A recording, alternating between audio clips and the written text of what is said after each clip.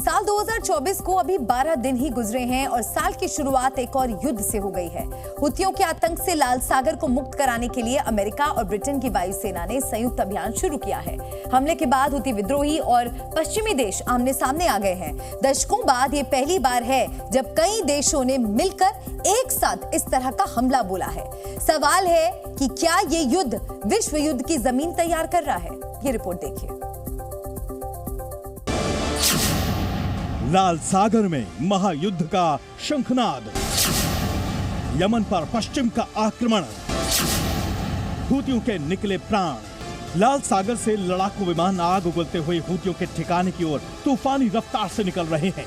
Yemen में हुती विद्रोहियों के ठिकानों पर बमबारी हो रही है। फाइटर जेट और टॉमहॉक मिसाइल से निशाना बनाया गया है।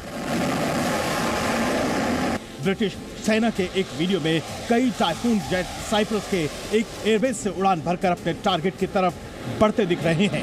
हुतियों के खिलाफ इस हमले का नेतृत्व अमेरिका और ब्रिटेन ने मिलकर किया। रात भर में एक के बाद एक 16 हमलों में हुतियों के आतंकियों के बीच हड़कंप मच गया। तो ये लंबा खींचने वाला है जब तक ये नहीं हो जाता, क्योंकि देखिए ऊपर में जो चाबहार है, जो ईरान का इलाका है, वहां पर भी कल अटैक आया था।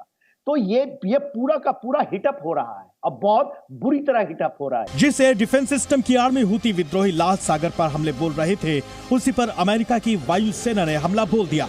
हुतियों के हथियारों के जखीरे भी तबाह हुए हैं। अमेरिका और ब्रिटेन ने प्रण लिया है कि अब हुतियों के आतंक से लाल सागर को मुक्त कराना है। अमेरिका के राष्ट्रपति जो बाइडेन ने हुती विद्रोही को चेतावनी देते हुए कहा है कि आज मेरे निर्देश पर अमेरिकी सैन्य बलों ने यूनाइटेड किंगडम के साथ मिलकर और ऑस्ट्रेलिया, बहरीन, कनाडा और नीदरलैंड के समर्थन से यमन में कई ठिकानों पर सफलतापूर्वक हमले किए, जिनका इस्तेमाल हुती विद्रोही कर रहे थे।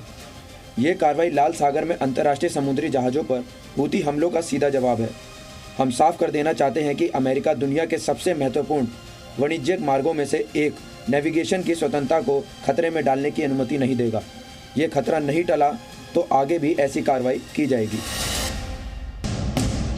दोनों सेनाओं ने मिलकर हुतियों के air defence, coastal radar sites, launching pads और मिसाइल रखने वाली जगहों पर हमले किए हैं। इनमें लड़ाकू विमानों और टॉमहॉक मिसाइलों के साथ साथ reaper drone, RX-9 Hellfire missile, अमेरिकी वायुसेना का लॉकहीड मार्टिन लड़ाकू विमान और रॉयल एयरफोर्स के टाइफून फाइटर जेट का इस्तेमाल किया गया है।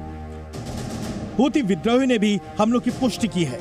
खुद पर हुए हमलों से बौखलाए हुती ने अमेरिका और ब्रिटेन को नई धमकी दी है।